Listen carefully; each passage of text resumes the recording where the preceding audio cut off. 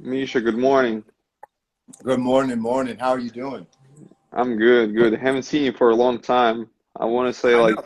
4, 5, 6 months or whatever. No, Time hasn't been flies. that much, but the quarantine has been a long time, man. It's been up to what Yep, 5, 6 months, and yeah, we were busy in the beginning, but took a break when things got back to normal. But here we are yep. again, man. I'm lovely, happy to do this, Again, you and still have one more week of lockdown, right? ah, I don't know. I don't know what the rules are. I Okay. think yeah, that the newer curfew is like one more week. And then if they're gonna let people eat in restaurants again or something, I don't know. But yeah, we have all kinds of crazy rules here, and Got it's it. half of LA follows it, and half of LA doesn't. Like Orange County doesn't follow rules, so it's a mess. But Oh, I'm still okay. just doing my thing, waiting for my season to start. Got it, got it. Well, let me just introduce you to the people who may not know you. So today Can I you hear me have, well enough, or do you want me to yeah, put on headphones? no, I can hear you well. Okay, cool. Sounds good. So today my guest is Misha Kawai. He's the head strength coach for South Bay Lakers, and he's also the massage therapist for the team and equipment manager too. If you missed our live training sessions, you can scroll all the way down in my post to I want to say April and May, and you can find around maybe five training sessions where we did a lot of stuff with Misha, and it's very valuable. I still get the feedback from even the pro players who say they took something out of our sessions and still do them now as part of pregame warm-ups, and that it's really useful. And besides that, I just want to make sure you check what Misha does on his page, and he also has YouTube channel. Man, he does everything for the athletes and for the strength coaches who are looking to get better. Yes, sir. Yes, sir. Everybody, really, anybody. I'm just here to help people. Yep. So I wanted just to go straight to questions right away. And the first one that I had was when you come in to a team, how do you assess the players as a strength coach if you have 15 or even 12 guys right away? I know your way is going to be unorthodox, but that's another good thing for me because it just gives people a different perspective.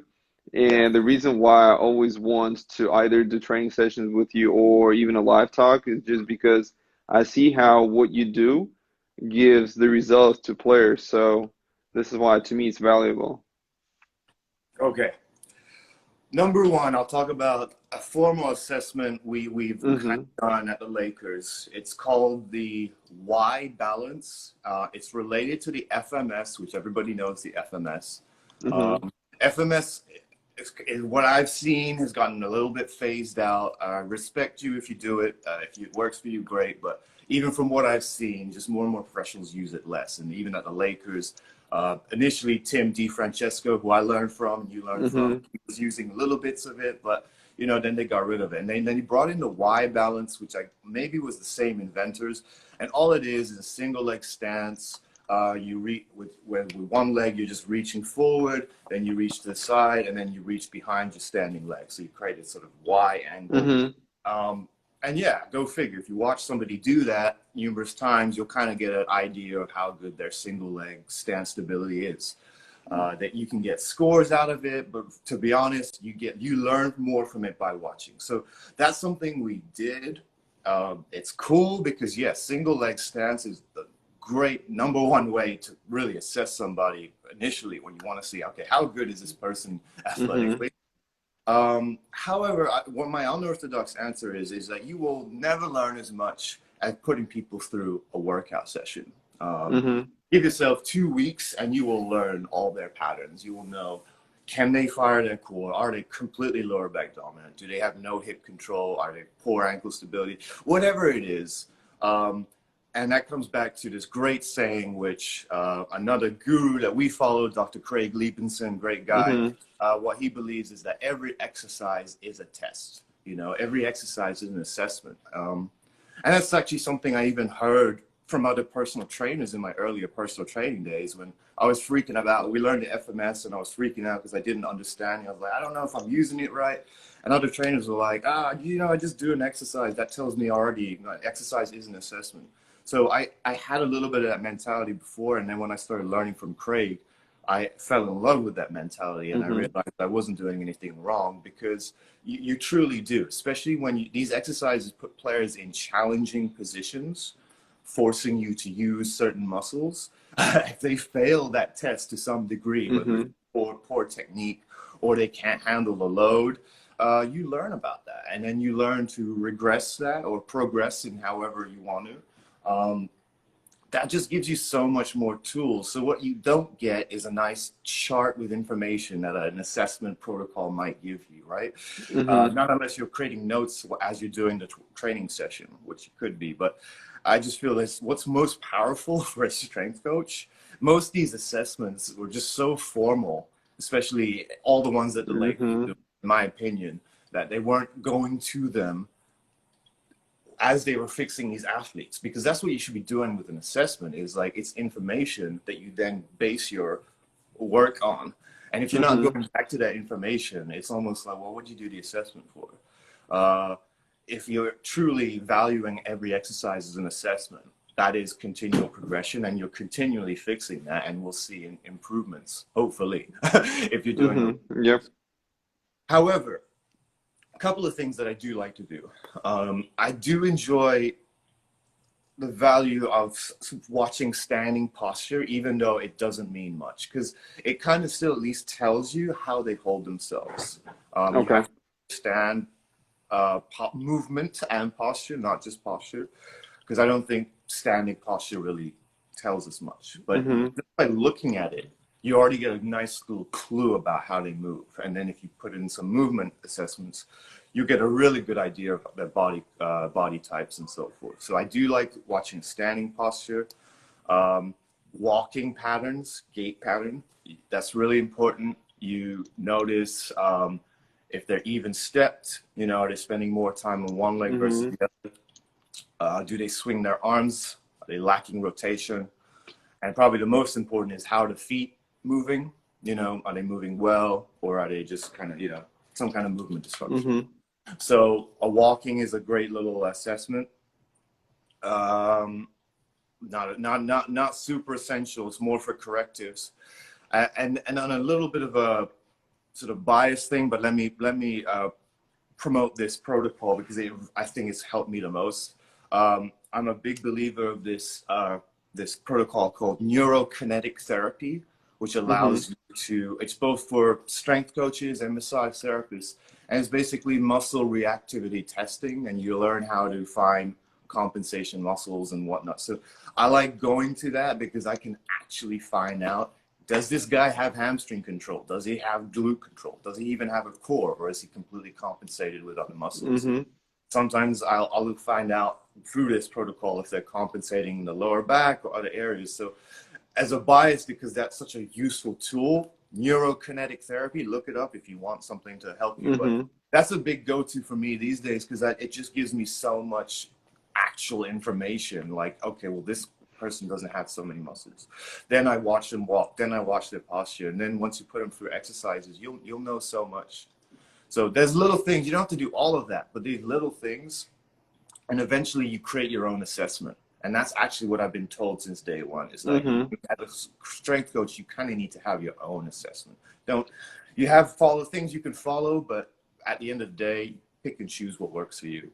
So basically, if we talk about the check marks that you have, is going to be something like Y testing, standing posture, walking posture, then neural kinetic therapy, Muscle activation muscle testing. activation. Okay. Yeah. So that's a little bit. That's probably like the most advanced. Then I would put walking. Then I would put standing posture, and then Y balance is probably the first thing you should go to. Okay. Yeah, Okay. in that order of advanced to less advanced. But even then, like I said, an exercise, just watch your athlete, watch your athlete. Watch the quality of movement. Can they handle more information? Can they not? You know, do they Mm-hmm. listen to all the details you say, or are they just, it's going in one ear out the other, because it's too much? You Mm-hmm. got to pay attention to all that. Learn to, anyway. It's not about counting reps and motivating.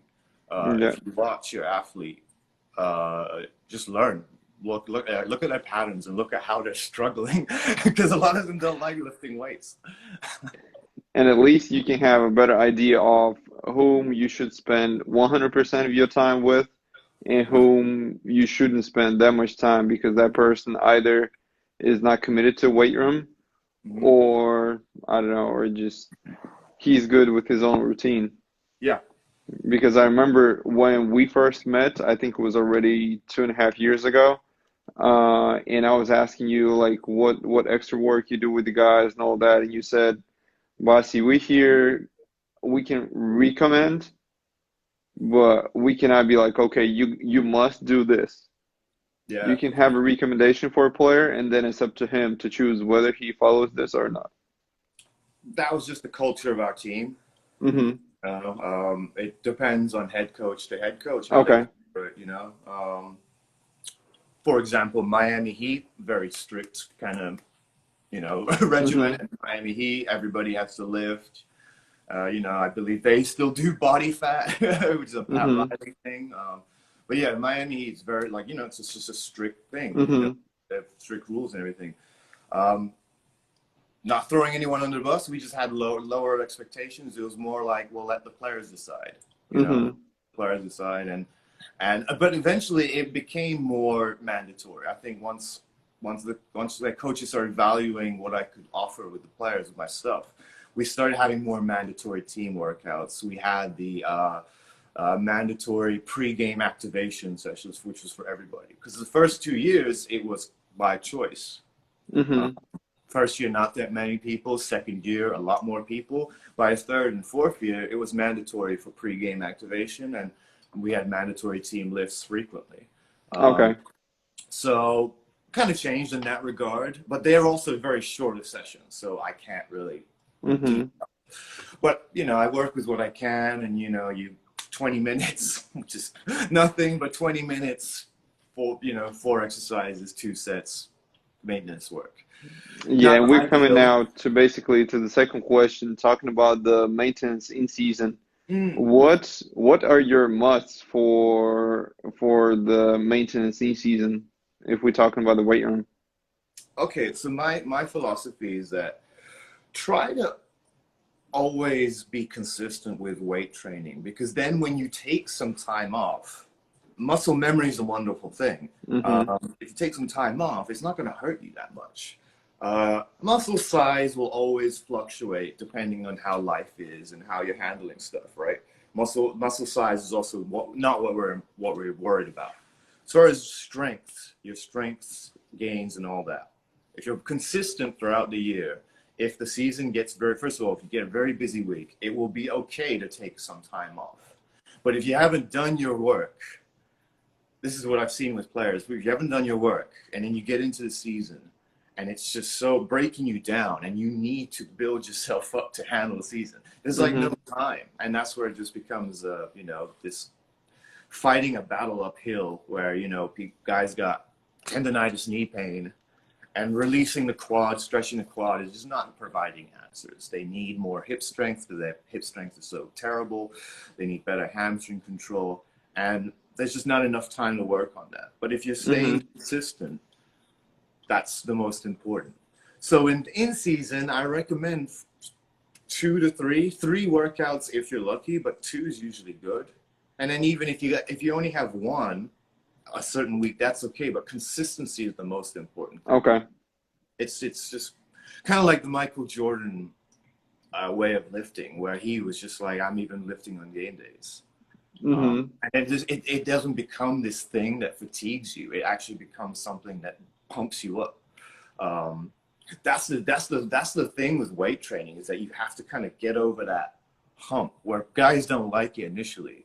But once you start Mm-hmm. getting Yep. a little bit good at it, you can start to love it because you feel the benefits. It doesn't break you down, it builds you up. You have to get to that point, but that is consistency. I wouldn't even say that starts with training camp. That starts in before, like off season. You should already start not Mm-hmm. working hard, but I would say quality work. It's more quality.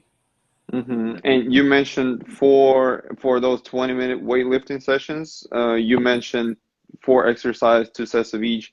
How would you choose those 4 exercises? Would it be more something like a squat pattern, lunge pattern, and push pull? If I have a mandatory work, that's not my normal format. Hmm. That's the Okay. team. The team. If it's like a coach says you got 20 minutes, two group. It's usually group days. We'll have Hmm. two Yep. groups, half in the court, half in the weight room. 20 minutes, and then switch, and then we'll practice after that. So I get with what I work with. I would prefer 30, but that just makes the practice too long, so we can't do Hmm. that. Yep.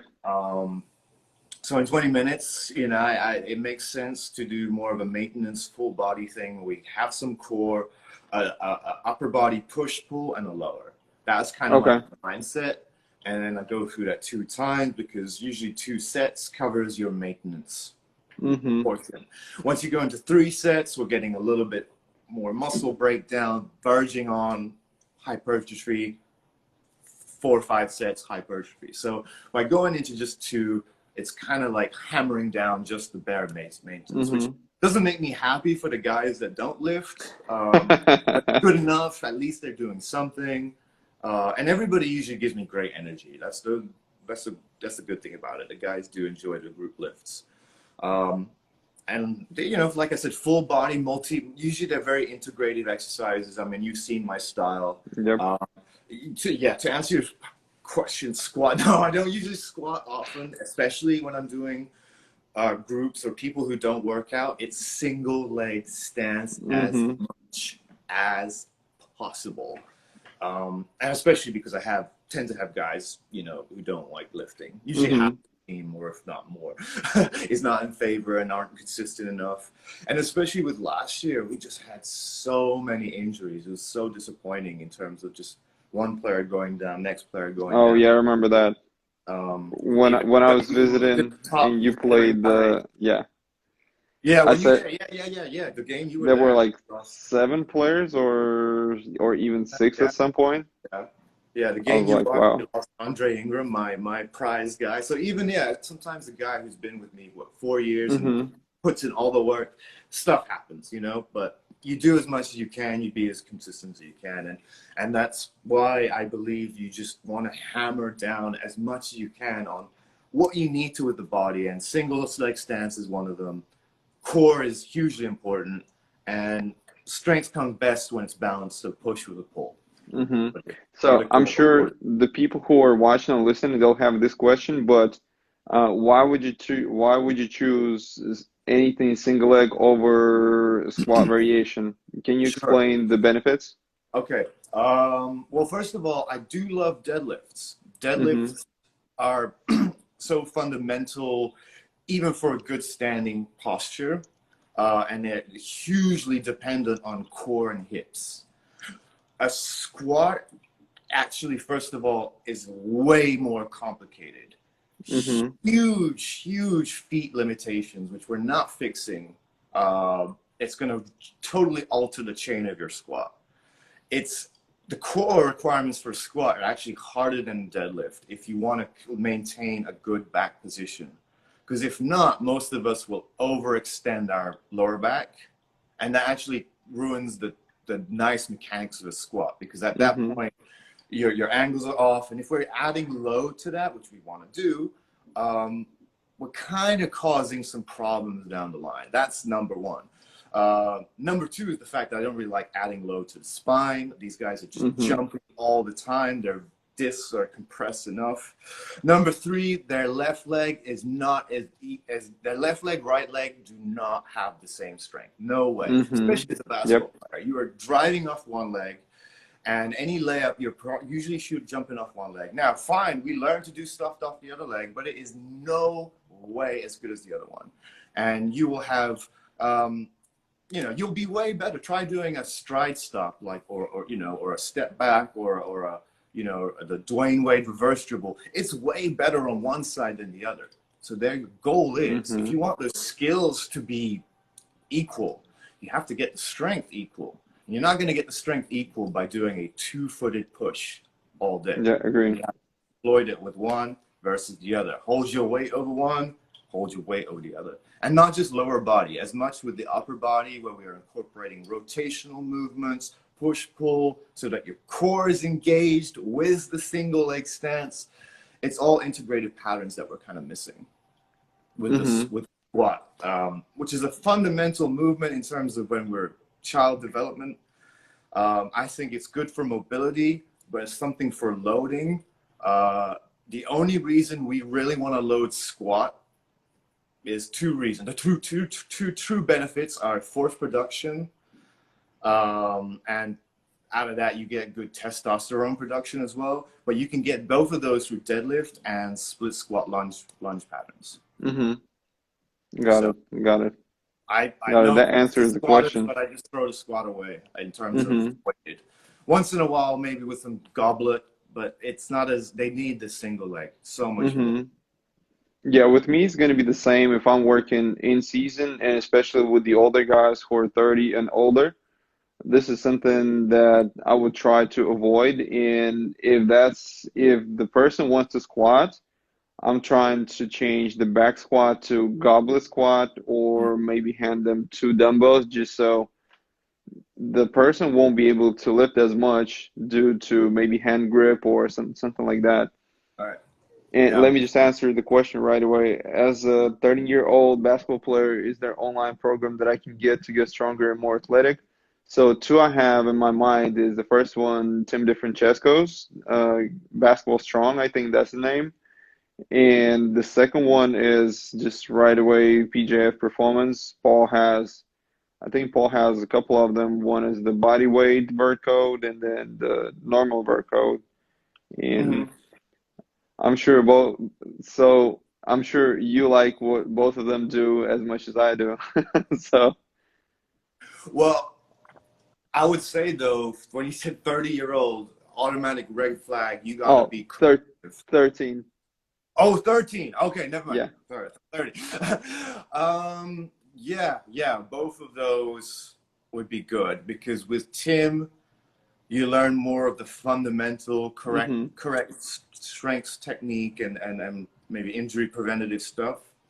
And PJF Paul Verbrits, he's excellent with performance Mm-hmm. stuff. I actually did one of his. He recently blogged about a variation of box jump, and I did it yesterday, and I saw immediate results in terms of transferability when I went to jump on a rim.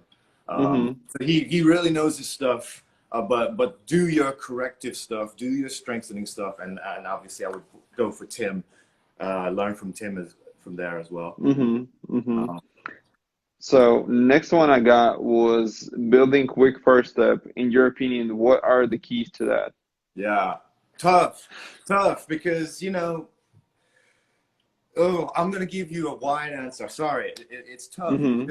Understand that one's biological composition is a reflection of who they are. And I know that sounds a little philosophical, but when you're around some of these killers, okay, and you even like me, I get to even no, I don't want to sound weird, but I'm touching their bodies even, so I feel what their muscles are like.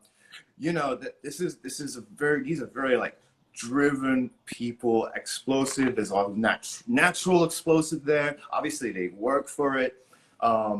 Trying to be somebody else is, first of all, not what you should be. What you want to do is focus on your fundamentals, first Mm-hmm. of all. So, what I'm trying to say is that is, first of all, don't overdo your explosive plyometrics because that's not necessarily going to help. I see a Mm-hmm. lot of kids just doing box jumps, box jumps, box jumps. And just because all you think is first step explosive, well, I'm Mm-hmm. going to do explosive.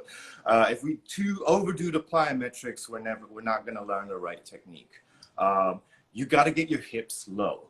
If you want a good start, get your hips low, and that's what the biggest mistake is. Kids catch the ball, or people catch the ball, and their hips aren't low enough. So you're not going to get a good fast enough explosive first step.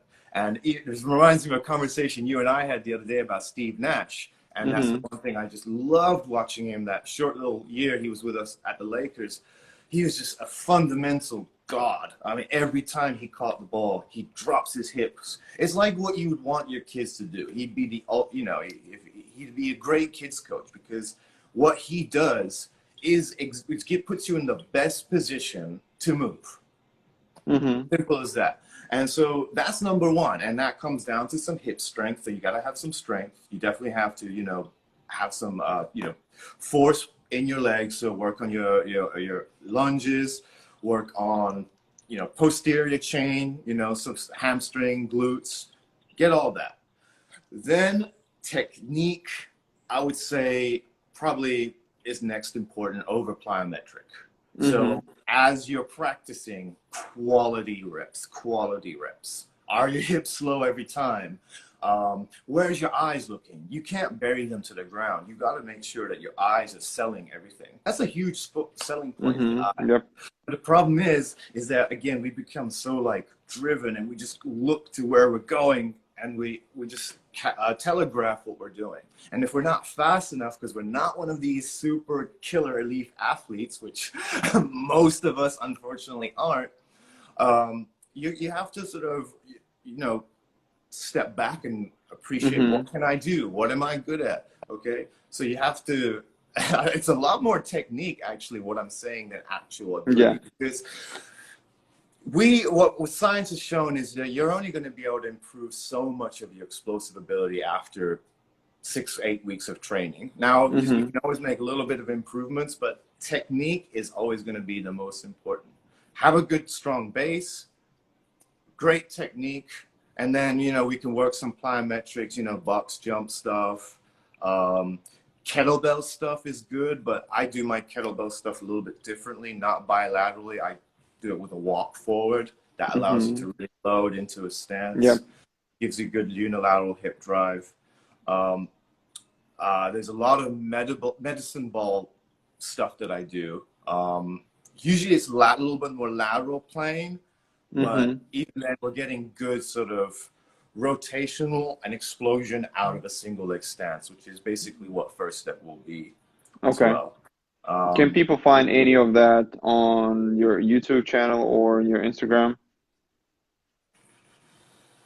You see, I haven't really done first step because of the population I work with. Most of them Mm-hmm. are first steps are great, It's more about, can we stop this Yeah. momentum train going forward? So I'm usually, my focus has been a little bit more corrective stuff as opposed to building the first step. But to be honest, anybody can build the first step. And if you want a great program, we already talked about somebody, go Mm-hmm. follow PJF.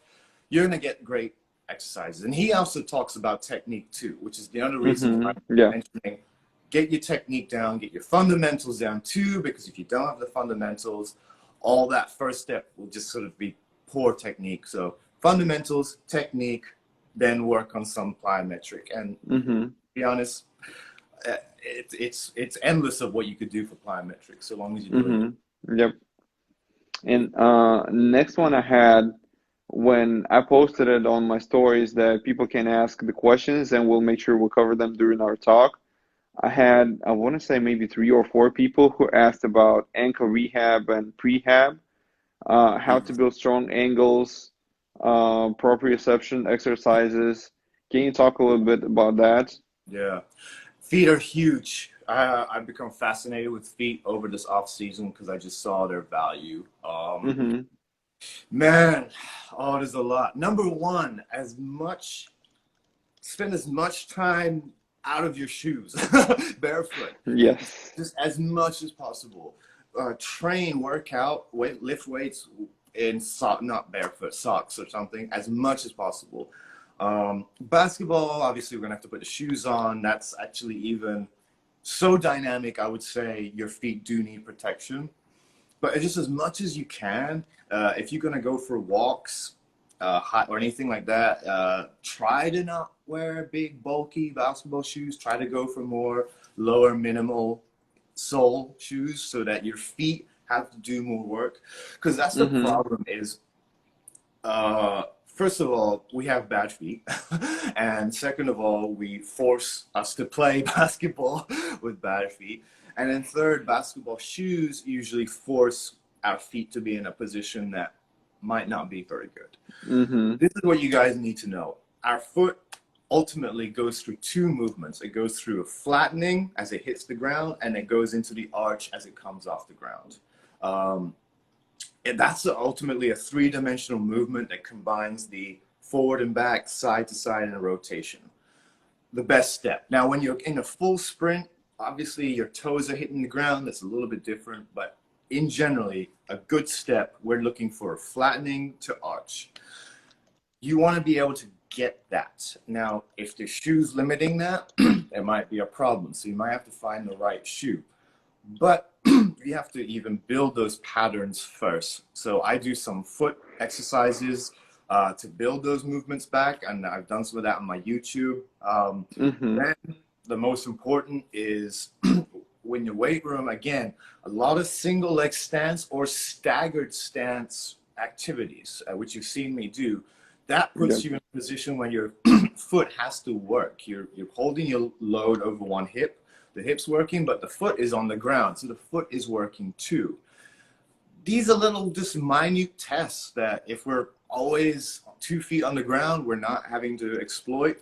The more we do it, and again, it's usually a single leg stance issue from hip to toe, that somewhere something's going wrong. So you usually are attacking the whole leg, and you want to attack one ankle at a time with the hip, because at the end of the day, that is what has to happen. It takes a step. If there's something wrong, the whole chain of posture bones are off, and then you have dysfunction. So that's why when you take a step, it's so important to be able to react to the ground well. Your hip takes the load well, and you're able to push out, go into the next step. So, like I said, I do activation and then a lot of single leg stance in the gym, and just barefoot as much as possible.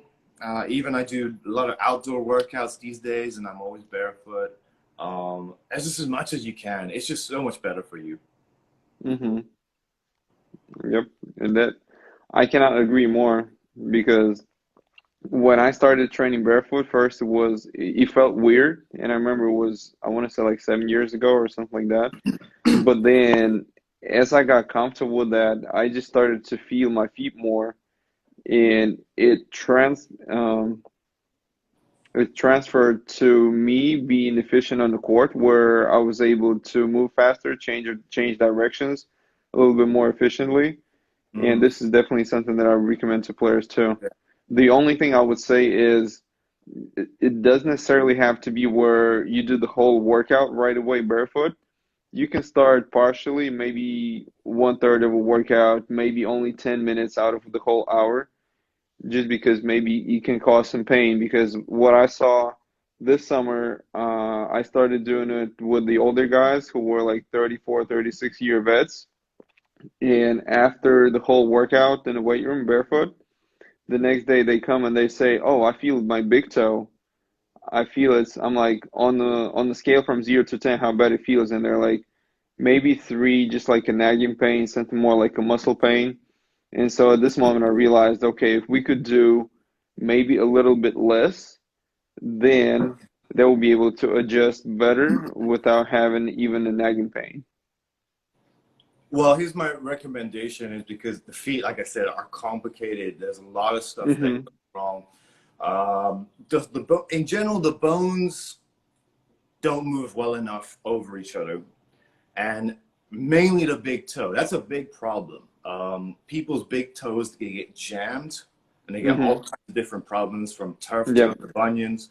That's bad, because then your whole foot is just not nicely pushing off the ground. You're just going to push as a flat foot. And that's going to put a lot of strain on your Achilles and calf. So Mm-hmm. actually, sorry, I forgot to mention, maybe even before this, I would always work on consistently releasing the bottom of the foot, use a lacrosse ball, which hopefully Okay. people do. Because especially if you're just running all day on your feet all day, if the tissues there are really jammed up and the bones can't move, yeah, that big toe is going to be very locked up, and putting it into these sort of bendy positions Mm-hmm. aren't going to be comfortable. I actually recently had a client. All you have to do is really open up the foot, free the bones up, and then we go into the reintegrative exercises to make sure that the bones know how to move onto each other, create an arch, flatten, create an arch, flatten. And then Mm-hmm. you kind of take it into more sort of gait work so that the feet remember what to do, and just it's sort of this reintegration process. It is a little bit complicated, um, But that's kind of, you have to take care of your feet. It is important. The certain, like you said, Mm-hmm. you can feel your feet, like in a good way, not a bad way. If you can Yep. feel them, it's just going to give you so much more power and ability to recruit muscles. Mm-hmm. Yep. Yep. Fully agree with that. And the last one that I have so far, so there was a question about hip pain as overuse injury, and that person asked how to avoid it. Yeah. So can you cover a little bit that too? Yeah, so that's why single leg stance. Well, you see, basketball is already an incredibly biased sport in terms of which hand and which leg you use. You're way Okay. overusing one hand because that's your shooting hand, and you're way overusing the other leg because that's your driving leg and jumping leg. So, but basketball is already pretty biased. But in life, our bodies are already biased. You know, we have two eyes, two arms, two legs, and none of them work the same as each other. Not one of them. Your right hand is not as good as your left. Your right leg's not as good as your left, or vice versa. And then your eyes don't work as well as each other. So we are naturally biased, and that's the thing is, it's like it is kind of our job in terms of even with health. Just it's our job to stay healthy. It is our job to sort of learn to be a little bit more coordinated. If that makes sense. Mm-hmm. Coordinated. Yep. So that is another reason why I favor single leg stance exercises. I put a lot of my strengths movements into single leg stance or staggered stance or half kneeling positions whenever possible, so that we're always kind of mimicking this one side versus the other side, reciprocation, alternation.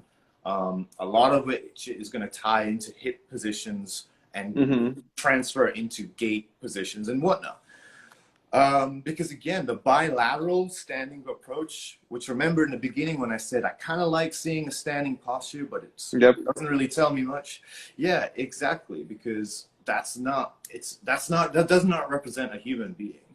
To like this sort of if I just stand back, you know, this standing position right here. That doesn't Mm-hmm. represent a human being because we're never in that, you know, not unless you're constantly at a desk typing. It's not, it's simply not what we do. We have to move. We have to go from point A to point B. We have to do that to survive. Even to put food on your table, you must be able to go from point A to point B. Mm-hmm. And to do that requires movement of alternating, reciprocating, where somewhere down the line, we're just not as good as one side as the other. And that's our job in weight training, strength conditioning, or personal training to tune that up. Just like we want better core muscles and maybe not so much back. Yeah, it's a Mm-hmm. balance. So, Mm-hmm. And the last one that I have so far is not necessarily about strength and conditioning field. It's just about kind of like advice for younger coaches. And your story is very unique for me, especially because I remember you telling me that you started as a ball boy for LA Lakers yeah. and you progressed your way all the way to head strength coach. So, what advice would you give to somebody who's either trying to work with professional players or on a professional team and has no experience in that, or to somebody who's aspiring to be a professional strength coach or even a basketball coach? What would you start with? Um, well, fundamentals of strength and conditioning, you know, obviously I think that's a big missing part is and that's one of the first things I learned when I was getting serious is what are the basic things we need to be doing, you know, to make sure that you are even a good Hmm. good personal trainer, strength coach. Because it's not about just going in there and it's like I think we should just do this. No, there is a slight protocol of a human body we have to respect. Then we can Hmm. get fancy with what we believe and all that and all and so forth. So, you know, but I think it's important to just try and obsess about the human body as much as you can. I mean, obviously, Hmm. what you love is what you love, but Yep. it is a complicated system we have here, and it's not just muscles. Um, You know, there's many things affecting these muscles. And that's what drives me these days is the nervous system, because that really rules everything. You know, when you tweak the nervous system, Yeah. you truly can get somebody to go from a sub under a 40-degree hamstring raise to a 90-degree hamstring raise without doing anything within 30 Mhm. seconds. And I've done that before. I actually have that on my YouTube too. So if you want to prove it, Basi as Mhm. proof. What the nervous system, it has a huge impact on the body. Now, some of that is even going to be psychological, which I'm not a psychologist, but I'm kind of intrigued these days because Yep. seriously, if you can tap into somebody's head and get them to sort of really trust you, you'll make so many quick changes, impacts. But you have to understand the body, and it takes a little bit of homework. And remember in the beginning when I said in part of the assessment, watch them do the exercise. Don't just count the reps. Don't just motivate them. Watch how they do the exercise. How did they like the exercise? Could they handle more instruction and all that? All of that is just obsessing about the body and just learning and learning and learning what do we like. Because that's the thing is like we force ourselves to do so many things, and the truth is a lot of times we don't like it, and that's why we have these injuries and things that go Mhm. wrong. How can we, you know, change that? Or we get an athlete that works so hard and just can't perform at the highest level. How do we change that and get them to jump that little, you know, little hurdle? I think that's fascinating, and then you start building these athletes up, because one of the first lessons Tim D. Francesco taught me as a strength, I asked him, you know, my first day on the job as a strength coach, Mhm. all right, you know, what do you have to tell me? And he was just like, just don't worry about anything other than protecting these guys and building them up. You don't need to create anything out of them. It's just like, just protect Mhm. them and build them up, and, you know, keep them safe. And that's kind of was my initial, you know, motivation as a strength coach is let's get these guys out of pain, hopefully injury free, and you know anything extra on the side is extra. And that is true, because on a basketball season, it's about the wins. It's not about how much you live, Mhm. and it is about Yep. recovery. Size is not important. It's about grit and just consistency and and just showing up and just doing your job. Mhm. So you know, kind of leave it. And for the coaches, by the way, do you think there's a chance for them to get a strength and conditioning job without having a bachelor's in exercise science and kinesiology and CSCS? Well, you need CSCS. That's kind of like a standard thing, Mm-hmm. which is it just is what it is. Yeah, you just have to pay your dues in that. Mm-hmm. And unfortunately, to get a CSCS, they ask you to have at least a bachelor's. It doesn't have to be Yes, in the any. science. It just they require you to have one. Now the problem is when you go to a team, if it's a professional, especially if it's the NBA, they're gonna ask you, you know, where did you go to college? Now my Mm-hmm. collegiate experience is not that impressive. I went to a local state university, although I mean decent name locally, but you know it wasn't a UCLA, it wasn't USC, and I went Mm-hmm. for kinesiology general education because at the time I wasn't sure of what I wanted to be, so I didn't Okay. even pick exercise science, you know. However, what did my degree really serve me these days? I'm not much. Sorry, I have to be honest Mm-hmm. with you. The courses I did worked wonders for me, and I found really good ones. They're not all good. The courses Mm-hmm. I picked, and I named off neurokinetic therapy. That was huge. I'll name I a remember you couple. talked about FRC when we met. Functional range conditioning for mobility, amazing. DNS, dynamic neuromuscular stabilization. I got that from Tim and a couple of other Mm-hmm. strength coaches. A great core and core hip corrective protocol. Amazing, wonderful exercises. Super, can't go wrong with them. PRI, Postural Restoration Institute. That's probably had the biggest impact on my learning. That is just Mm-hmm. all body biomechanics, neurology, the blueprint of the body. If you want the best, most complicated, in-depth blueprint of the body, look into that. And then I think the last one was myodetox, which was a Mm-hmm. fascial movement thing. And so by bringing all those together, I kind of came who I am, and to practice what I do, and gave me the knowledge. So school is great, you know, maybe, you know, explore what it is. But to be honest, no matter what degree you get, what happens after school is really the most important. Yeah. And like I said, some of these courses, you have wonderful individuals who've spent their life putting this information together because they studied it. You just have to find the right ones. Please message me, and I will gladly tell you what's a good course and what maybe is not Hmm. so, good. Because there are a lot of little Mickey Mouse ones out there. But I've been so fortunate. They've helped me tremendously. And you'll be a god. You could be a god to your athletes, helping them in Hmm. all kinds of ways. Yeah, because at the end of the day, our job is Protect. to help the athletes go where they won't be able to go without us. Yeah, and protect. Like I said, the old Yeah, and protect. protect, keep them on the court because the game's rough. People don't realize how rough that game is. Like three-dimensional dynamic movement on this little box, Hmm. 5-on-5. Like people don't realize that it's so tough on the body, so tough. Just constantly changing direction, up, down. You have to learn. You have to have so many skills. You have to be mentally aware, learn offenses.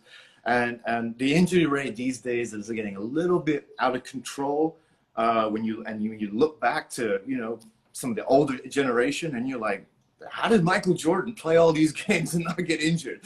I don't think we're softer. I just think we're actually doing things not as well, which is why Okay. I put in such an emphasis on us, because it is actually our job to fix these mistakes. Unless basketball Hmm. coaches, if you're listening, you guys are huge because you guys spend the most time with the players. So if Hmm. you can Yep. adopt some corrective methods or try to learn some things, at least do a little warm up with your athletes, you're already going to set them on a better foundation. Hmm. Well, that's a perfect ending for our live talk. Yeah. I Yeah. just wanted to remind again to the people that if you scroll down in my post, you'll see plenty of training sessions that we did with Misha. And also, I just did it. You can type either Misha's first and last name, Misha Kawai, or Big Mish Movement on YouTube, and you'll see plenty of videos where he does his workshops, and it's definitely worth checking. Yeah, my work. Check out all my workshops, YouTube or my page. I've done everything from the foot to core to Hmm. breathing to foam rolling stuff. I haven't really done much explosive first step stuff, but I do a lot of sprinting posts on my Instagram. So Hmm. sprinting is also good if you're interested in first step explosive. Check out all my sprinting posts, but I might do a workshop on my YouTube one these days on that. I'm going to keep going doing these YouTube things. So if you Yep. ever want a topic want me to talk about, I would gladly talk Yep. my own about it and Yep. let me know. While you on the lockdown, I got to take advantage of it, and we got to figure out to do maybe another training session or something like that that we did before. I've actually been asked to help with training camp today, which is good news. Oh, okay, that's good. That's at least good because I get to kind of be back in the Uh-huh. building and be involved. So, but we'll definitely be in touch again, and we'll do another duo workshop if you want to. And Yes, again, to sir. anybody listening, if you want to know information about courses, please hit me up. I'll be happy to give you clarity on what to do. Sounds good. All right. Thanks, Mish, and have I a good appreciate day. it, Basi. This was fun, so much fun. Yes, sir. All right, take care.